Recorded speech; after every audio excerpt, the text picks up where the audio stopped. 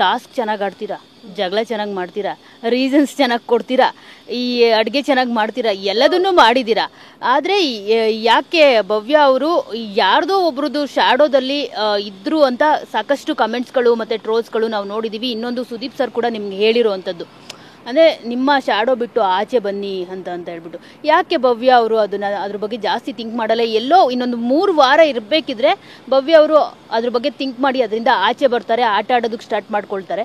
So ಅದನ್ನು ಮುಂಚೆನೇ ಮಾಡ್ಬೋದಿತ್ತಲ್ಲ, ನಿಮಗೆಲ್ಲ ಕ್ಯಾಪಬಿಲಿಟೀಸ್ ಇತ್ತು ಇಂಡಿವಿಜುವಲಿ ಆಟ ಆಡೋದಕ್ಕೆ. ನಾನು ಇಂಡಿವಿಜುವಲ್ ಆಗಿ ಆಡಿದ್ದೀನಿ. ಇಫ್ ನಾಟ್ ನಾನು ಆಡಿಲ್ಲ ಅಂತ ಅಂದಿದ್ರೆ ನನಗೆ ಈ ಟೈಟಲ್ಸ್ ಎಲ್ಲ ಸಿಗ್ತಿರ್ಲಿಲ್ಲ. ಏನು ಟಾಸ್ಕ್ ವಿನ್ನು, ಚಾಂಪಿಯನು, ರೌಡಿ ಬೇಬಿ ಏನು ಟೈಟಲ್ ಕೊಟ್ಟಿದ್ರು ಅದು ನಂಗೆ ಸಿಗ್ತಿರ್ಲಿಲ್ಲ ನಾನು ಇಂಡಿವಿಜುವಲ್ ಆಗಿ ಆಡಿಲ್ಲ ಅಂದರೆ. ನನಗೆ ಅದು ಅರ್ಥನೇ ಆಗಿಲ್ಲ ಶ್ಯಾಡೋ ಅಂದರೆ ಏನು, ಇಂಡಿವಿಜುವಲ್ ಅಂದರೆ. ಬಿಕಾಸ್ ನಾವಲ್ಲಿ ಅಷ್ಟು ದಿನ 24/7 ಮನೇಲಿ ಕಳೀತಿದ್ವಿ. ನಿಮಗೆ ತೋರಿಸ್ತಿದ್ದು ಬರ್ತಿದ್ದು 1.5 ಅವರ್ ಅನ್ಸುತ್ತೆ ಎಪಿಸೋಡ್ಸು. ನಾವು ಮನೇಲಿ ಎಷ್ಟು ಟೈಮ್ ಕಳಿತೀವಿ, ಯಾರ ಜೊತೆ ಎಷ್ಟು ಮಾತಾಡ್ತೀವಿ, ಏನು ಮಾಡ್ತೀವಿ ನಮಗೆ ಮಾತ್ರ ಗೊತ್ತಿರುತ್ತೆ. ಏನು ಮಾತಾಡ್ತಿದ್ವಿ ಮಾತಾಡ್ತಿದ್ವಿ ಅಂತ. ಇವಾಗ ಒಂದು ಪರ್ಸನ್ ಜೊತೆ ಒಂದು ಕಂಫರ್ಟ್ ಝೋನ್ ಇದ್ದಾಗ ಹೆಚ್ಚಿಗೆ ಮಾತಾಡ್ತೀವಿ. ಬಟ್ ನನ್ನ ಆಟ ಅಂತ ಬಂದಾಗ ನಾನೇ ಆಡ್ತಿದ್ದು. Yes of course I had very comfort zone, good. ಒಂದು ಒಳ್ಳೆ ಫ್ರೆಂಡ್ ಜೊತೆ ಕಂಫರ್ಟ್ ಝೋನ್ ಇದ್ದಾಗ ಹೆಚ್ಚಿಗೆ ಮಾತಾಡೋದು, ತರಲೆ ಮಾಡೋದು, ಎಲ್ಲ ಕಿತ್ತಾಡೋದು ಎಲ್ಲ ಒಂದು ವ್ಯಕ್ತಿ ಜೊತೆ ಆಗುತ್ತೆ. ಬಟ್ ಬೇರೆಯವ್ರ ಜೊತೆನೂ ನಾವು ಮಾತಾಡಿದ್ದೀವಿ ಒಂದೇ ಶ್ಯಾಡೋ ಅಂದ್ರೆ ನಂಗೆ ಅದು ಅರ್ಥ ಆಗಿಲ್ಲ ಏನು ಅಂತ. ಸೊ ಎಲ್ಲರ ಜೊತೆನೂ ಮಾತಾಡಿದ್ದೀವಿ, ಕಿತ್ತಾಡಿದ್ದೀವಿ. ಇಫ್ ನಾಟ್ ನಾನು ಇಂಡಿವಿಜುವಲ್ ಆಗಿ ಆಡಿಲ್ಲ ಅಂದಿದ್ರೆ ಆ ಟೈಟಲ್ಸ್ ಬರ್ತಿರಲಿಲ್ಲ. ಇಷ್ಟು ಮಾತ್ರ ಹೇಳಬಲ್ಲೆ. ಬಿಕಾಸ್ ಇವಾಗ ನಾವು ನೋಡೋ ಪರ್ಸ್ಪೆಕ್ಟಿವ್ ಒಳಗಡೆಯಿಂದ ನಾವು ಆಡಿರೋದು ನಮ್ಗೆ ಏನಂತ ಗೊತ್ತಿರುತ್ತೆ. ಇವಾಗ ಆ ಎಪಿಸೋಡ್ಸ್ ಎಲ್ಲ ನೋಡಿದಾಗ ನಿಮ್ಗೊಂದು ಒಪಿನಿಯನ್ ಕ್ರಿಯೇಟ್ ಆಗೋದು ಆಗಬಾರ್ದು ಅಂತೇನಿಲ್ಲ, ಅದು ಕ್ರಿಯೇಟ್ ಆಗುತ್ತೆ ಒಪಿನಿಯನ್. ಸೊ ಇಷ್ಟನ್ನ ಮಾತ್ರ ನಾವ್ ಏನ್ ಕ್ಲಾರಿಟಿ ಕೊಡ್ಬೋದು, ಇಂಡಿವಿಜುವಲ್ ಆಗಿ ಆಡಿಲ್ಲ ಅಂದ್ರೆ ಈ ಟೈಟಲ್ಸ್ ಎಲ್ಲ ಬರ್ತಿರ್ಲಿಲ್ಲ. ಸೊ ಇಷ್ಟು ಸ್ಟಾರ್ಟಿಂಗ್ 1 ಮಂತ್ ಅಲ್ಲಿ ಭವ್ಯ ಅವರ ಆಟ ನೋಡಿದಾಗ ನನ್ಗೆಲ್ಲೋ ಅವರು ಹೊರಗಡೆದೇ ಜಾಸ್ತಿ ಥಿಂಕ್ ಮಾಡ್ತಾ ಇದ್ರು ಅಂತ ಅನ್ಸುತ್ತೆ. ಮತ್ತೆ ಏನಾದ್ರೂ ಒಂದು ಮಾತಾಡ್ತಿರ್ಬೇಕಿದ್ರೆ ಅವ್ರನ್ನವರು ಕಟ್ಟಿ ಹಾಕೊಳ್ತಾ ಇದ್ರು. ಅಂದ್ರೆ ಇದು ಮಾತಾಡ್ಲಾ ಬೇಡವಾ, ಈ ತರ ಕೌಂಟರ್ ಕೊಡ್ಲಾ ಬೇಡವಾ, ಈ ತರ ಜಗಳ ಮಾಡ್ಲಾ ಬೇಡವಾ ಅಂತ ನನಗೆ ಕನ್ಫ್ಯೂಷನ್ ಮೈಂಡ್ ಅಲ್ಲಿರೋ ಭವ್ಯನೇ ನಾನು ನೋಡಿದೀನಿ. ನನಗೆ ಕನ್ಫ್ಯೂಷನ್ಸ್ ಅನ್ನೋದಕ್ಕಿಂತ ನನ್ಗೇನಂದ್ರೆ ನನಗೆ ಮನೇದು ಸ್ವಲ್ಪ ಯೋಚನೆ ಆಯ್ತು. ಅದನ್ನ ಖಂಡಿತವಾಗ್ಲೂ ನಾನು ಅಕ್ಸೆಪ್ಟ್ ಮಾಡ್ತೀನಿ. ಮನೇದು ನಾನು ಒಂದಷ್ಟು ಕಮಿಟ್ಮೆಂಟ್ಸ್, ರೆಸ್ಪಾನ್ಸಿಬಿಲಿಟೀಸ್ ನಾನು ತಗೊಂಡಿದ್ದೆ. ಅದನ್ನೆಲ್ಲ ಬಿಟ್ಟು ಸಡನ್ ಆಗಿ ಹಿಂಗೆ ಬಂದಾಗ ಅವ್ರು ಯಾವ ರೀತಿ ಹ್ಯಾಂಡಲ್ ಮಾಡ್ತಿದ್ದಾರೆ, ಹೆಂಗ್ ಮಾಡ್ತಿದ್ದಾರೆ. ಇವಾಗ ವೀಕೆಂಡ್ಸ್ ಆದ್ರೆ ಬಂದು ಇಲ್ಲೆಲ್ಲ ಕೊಟ್ಟು ಹೋಗ್ಬೇಕು, ಮಾಡಬೇಕು, ಅದೆಲ್ಲ ಒಂದು ಪ್ರೆಷರ್ ಇರುತ್ತೆ. ಅದೊಂದು ಸ್ವಲ್ಪ ಯೋಚನೆ ಇತ್ತು. ಅಂಡ್ ಎಂತಕ್ಕೆ ಏನಾದ್ರು ಮಾತಾಡ್ಬೇಕಾದ್ರೆ ಸಿಕ್ಕಾಬಿಡೆ ಯೋಚನೆ ಮಾಡ್ತಿದ್ದೆ ಅಂದ್ರೆ, ಒಂದು ಕೆಲವೊಂದ್ಸಲ ಯೋಚನೆ ಮಾಡಿದ್ದೀನಿ. ಬಿಕಾಸ್ ಅಲ್ಲಿರೋರೆಲ್ಲ ಸಿಕ್ಕಾಬಿಡೆ ಸೀನಿಯರ್ಸು, ಏಜಲ್ಲಿ ನನಗಿನ್ನ ಎಲ್ಲರೂ ದೊಡ್ಡವರು.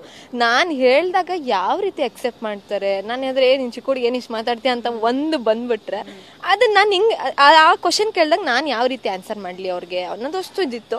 ಆಮೇಲೆ ಇಟ್ ಗೇಮ್, ಎಲ್ಲರೂ ಆಟ ಆಡಕ್ಕೆ ಬಂದಿರೋದು. ನನ್ನನ್ನೇನು ಚಿಕ್ಕ ಹುಡುಗಿ ಅಂತ ಅವ್ರು ಕೂರಿಸಿಲ್ಲ. ಚಿಕ್ಕ ಹುಡುಗಿ ಅಂದಿದ್ರೆ ಆಟಕ್ಕೆ ಸೇರಿಸ್ಕೊಂಡಿರೋರು. ಚಿಕ್ಕ ಹುಡುಗಿ ಅಂತ ನನ್ನನ್ನು ಡಾಮಿನೇಟ್ ಮಾಡಕ್ಕೆ ಎಲ್ಲರೂ ಇದ್ದು. ಬಿಕಾಸ್ ಒಬ್ರನ್ನೊಬ್ರು ಡಾಮಿನೇಟ್ ಮಾಡಿನೇ ಮುಂದಕ್ಕೆ ಹೋಗ್ಬೇಕು. ಇಫ್ ನಾಟ್ ಅವರು ಮುಂದಕ್ಕೆ ಹೋಗೋಕ್ಕಾಗಲ್ಲ, ನಾನು ಮುಂದಕ್ಕೆ ಹೋಗ. ಆಮೇಲೆ ಎಸ್ ನೋ ಏನೇ ಆಗ್ಲಿ ಪರವಾಗಿಲ್ಲ, ದೊಡ್ಡವರೆಲ್ಲ ಚಿಕ್ಕ, ಇಟ್ ಈಸ್ ಎ ಗೇಮ್. ಎಲ್ಲಿ ಎಷ್ಟು ರೆಸ್ಪೆಕ್ಟ್ ಕೊಡ್ಬೇಕು, ಗಿವ್ ದಮ್ ರೆಸ್ಪೆಕ್ಟ್. ಎಲ್ಲಿ ನಿನಗೆ ಡಿಸ್ರೆಸ್ಪೆಕ್ಟ್ ಆಗ್ತಿದ್ಯೋ ಸ್ಟ್ಯಾಂಡ್ ನಿಂತ್ಕೊಂಡು ಮಾತಾಡುವ ಅನ್ನೋದು ನಾನೇ ಸ್ಟ್ಯಾಂಡ್ ತಗೊಂಡು ಸುದೀಪ್ ಸರ್ ಹೇಳಿದಂಗೆ ನೀವೆಲ್ಲರೂ ಮಾಡ್ತೀರಾ? ಅಂದ್ರೆ ನಿಮ್ಗೆ ಹೇಳ್ತಾರೆ ಯಾರ್ದು ಏನ್ ಅನ್ಕೊಳ್ತಿದ್ದಾರೆ ನಿಮ್ ಬಗ್ಗೆ ಅಂತ ಥಿಂಕ್ ಮಾಡಬೇಡಿ ಅಂತ ಅಂದಾಗ ಭವ್ಯ ರೈಸ್ ಆಗ್ತಾ ಹೋಗ್ತಿರ್ತಾರೆ. ಅಂದ್ರೆ ಇವಾಗ ನಮ್ಗೆ ಮೇನ್ ಆಗಿ ಇದ್ದಿದ್ದೆ ಸುದೀಪ್ ಸರ್ ನಮ್ಗೆಲ್ಲಾ ವಿಚಾರನೂ ಹೇಳೋದಕ್ಕೆ. ಇವಾಗ ವೀಕೆಂಡ್ಸ್ ಬಂದಿದ ತಕ್ಷಣ ಅವ್ರು ಏನ್ ಹೇಳ್ತಾರೋ ಅದನ್ನ ನಾವು ಸಡನ್ ಆಗಿ ಇಂಪ್ಯಾಕ್ಟ್ ಮಾಡ್ಕೊಳ್ಳೋದಕ್ಕೂ ಆಗಲ್ಲ. ಸರ್ ಹೇಳಿದನ್ನ ನಾವು ಅರ್ಥ ಮಾಡ್ಕೋಬೇಕು. ಬಿಕಾಸ್ ಅವ್ರು ಹೇಳೋ ಅರ್ಥದಲ್ಲಿ 1000 ಅರ್ಥ ಇರ್ತದೆ. ಅಂದ್ರೆ ನೀಟಾಗಿ ಅದನ್ನ ಅರ್ಥ ಮಾಡ್ಕೊಂಡು ಅವೆಲ್ಲ ಹೋದ್ರೆ ಕರೆಕ್ಟಾಗಿ ಹೋಗ್ತೀನಿ. ಇಫ್ ನಾಟ್ ಅವ್ರು ಹೇಳಿದ್ದೇನೆ ನಾವು ತಪ್ಪಾಗಿ ತಗೊಂಡು ಹೋದ್ರೆ ಅದೆಲ್ಲ ನಾವು ಮಾಡ್ಕೊಂಡು ಇಷ್ಟು ದಿನ ಬಂದಿರೋದು ತಪ್ಪಾಗಿ ಹೋಗುತ್ತೆ. ಸೊ ಅದಕ್ಕೆ ಸರ್ ಏನ್ ಹೇಳಿದ್ರು ಅದನ್ನ ಸ್ವಲ್ಪ 1-2 ದಿನ ಯೋಚನೆ ಮಾಡ್ತಿದ್ದೆ ತುಂಬಾ. ಯಾವ ರೀತಿ ಸರ್ ಹೇಳಿರ್ಬೋದು, ಈ ರೀತಿ ಹೇಳಿರ್ಬೋದಾ, ಈ ರೀತಿ ಹೇಳಿರ್ಬೋದು ಅಂತ ಯೋಚನೆ ಮಾಡಿ ಮಾತಾಡೋಕೆ ಶುರು ಮಾಡಿದೆ ನಾನು. ಮತ್ತೆ ಬೇಗ ಇನ್ಫ್ಲುಯೆನ್ಸ್ ಆಗ್ತಾ ಇದ್ರಿ ಅಂತ ಅನ್ಸುತ್ತೆ. ಇವಾಗ ಒಂದು ಟಾಸ್ಕ್ ಕೊಡ್ತಾರೆ, ನೀವು ಮಂಜಣ್ಣನ ಗ್ರೂಪ್ ಅಲ್ಲಿ ಇರ್ತೀರಾ. ಮಂಜಣ್ಣ ಹೇಳ್ತಾರೆ ಬೇರೆಯವ್ರನ್ನ ತೆಗ್ಯೋಣ ಇಲ್ಲಿ, ನೀನು ಮತ್ತೆ ಸೇಫ್ ಮಾಡ್ತೀನಿ ಅಂತ. ಭವ್ಯ ಅವ್ರು ಈಸಿಯಾಗಿ ಒಪ್ಕೊಳ್ತಾರೆ. ನಾವೆಲ್ಲರೂ ನೋಡ್ತಿರೋ ವೀಕ್ಷಕರು, ನಾನಷ್ಟೇ ಅಲ್ಲ, ನಾನು ಅನ್ಕೊಳ್ತಾ ಇದ್ದೆ ಬೇಗ ಕನ್ವಿನ್ಸ್ ಆಗಲ್ಲ ಭವ್ಯ. ಮೇ ಬಿ ಅವರು ಇಲ್ಲ ನಾನು ಎಲಿಮಿನೇಷನ್ ಇಂದ ಸೇಫ್ ಆಗ್ತೀನಿ ಅನ್ನೋದನ್ನೇ ಡಿಸಿಷನ್ ತಗೊಳ್ತಾರೆ ಅಂತ ನಾವು ಅನ್ಕೊಳ್ತಾ ಇದ್ವಿ. ಆದ್ರೆ ಭವ್ಯ ಇಷ್ಟು ದಡ್ಡಿ ಅಂತ ಅವತ್ತೇ ಗೊತ್ತಾಗಿದೆ. ದಡ್ಡಿ ಅಲ್ಲ, ಬಿಕಾಸ್ ನಾವು ಒಳಗಡೆ ಇದ್ದಾಗ ಏನಾಗ್ತಿದೆ ಅಂತ ನಿಮ್ಗೆ ಯಾರಿಗೂ ಗೊತ್ತಿಲ್ಲ. ಅಂದ್ರೆ ಆ ಸಿಚುಯೇಷನ್ ಅಲ್ಲಿ ಅವ್ರು ಹೇಳುವಾಗ ನನ್ಗೆ ಅದು ಏನಂತ ಗೊತ್ತಿಲ್ಲ. ಅಲ್ಲಿ ಯೋಚನೆ ಮಾಡಿದ್ರೆ ಶಿಟ್ ಹೌದಲ್ವಾ ಅಂದಾಗ, ಅಂದ್ರೆ ಆ ಟಾಸ್ಕ್ ಎಲ್ಲ ಆಡಿದ್ವಿ, ಆ ಪ್ರಾಸೆಸ್ ನಡೀತಿದೆ ಅಂದ್ರೆ ಅದನ್ನ ಸರ್ ಅದ್ರ ಹೇಳಿದ್ರು, ನೀವು ಇಷ್ಟು ಸೀರಿಯಸ್ ಆಗಿ ತಗೊಳ್ತಿಲ್ಲ ಯಾರು ನಾಮಿನೇಷನ್ ಅನ್ನೋದು ಅಂತ. ಬಿಕಾಸ್ ಯಾಕಂದ್ರೆ 1-2 ವೀಕ್ಸ್ ಅದು ಡೈಜೆಸ್ಟ್ ಮಾಡ್ಕೊಳಕ್ ಆಗ್ತಿರ್ಲಿಲ್ಲ ನಮ್ಗೆ ನಾಮಿನೇಷನ್ಸ್ ಹೆಂಗ್ ಮಾಡೋದು, ನಾಮಿನೇಟ್ ಮಾಡೋದು ಅಂತ.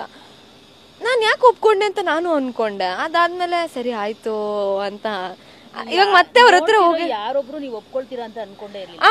ಅಲ್ಲ ನನ್ಗೆ ಗೊತ್ತಿಲ್ಲ, ನಾನು ಅವರು ಇದೊಂದು ತಗೊಂಡ್ಬಿಡೋಣ, ಅವ್ರು ನೀಚೆ ಇಟ್ಟಿದಾಗ ನೆಕ್ಸ್ಟ್ ನಮ್ ಗೇಮ್ ಈಸಿ ಆಗತ್ತೆ ಅಂತ ಹೇಳಿದ್ರು. ಅದಾದ್ಮೇಲೆ ಕಿಕ್ಔಟ್ ಕಾರ್ಡು ಬರೀ ಒಂದೇ ದಿನಕ್ಕೆ ಇರುತ್ತೆ ಅಂತ ನಾನು ಹೇಳಿದ್ದೆ ಸುರೇಶ್ ಅಣ್ಣಂಗೆ ಮತ್ತೆ ಮಂಜಣ್ಣ ಅದನ್ನ ಕೇಳಿಸ್ಕೊಂಡಿರ್ಲಿಲ್ಲ, ಆದ್ರೆ ಸುರೇಶ್ ಅಣ್ಣ ಕೇಳಿಸ್ಕೊಂಡಿದ್ರು. ನನ್ಗೆ ಹೇಳೇ ಇಲ್ಲ ಅಂತ ಮಂಜಣ್ಣ ಅಂದ್ರು.